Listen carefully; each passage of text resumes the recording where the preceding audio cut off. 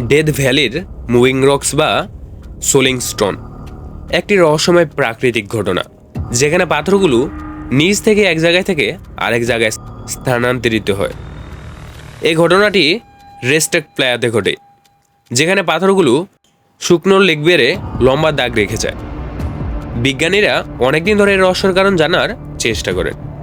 2014 সালে গবেষকরা প্রমাণ করেছেন যে শীতের সময় পাতলা বরফের স্তর গঠিত হয় এবং বাতাস ও সূর্যের তাপে বরফ গলে যায়।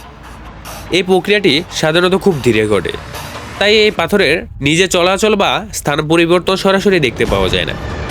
তবে তাদের স্থান পরিবর্তনের যে পথটি আছে, সেখানে স্থান পরিবর্তনের সময় যে চিহ্নটি প্রতিফলিত হয় তা দেখে স্পষ্ট বোঝা যায় যে এটি স্থান পরিবর্তন করেছে, এবং এটি স্থান পরিবর্তনের সময় লম্বা দাগ রেখে যায়। বালুর উপর দিয়ে লম্বা দাগ স্পষ্ট বোঝা যাচ্ছে যে এটি স্থান পরিবর্তন করেছে।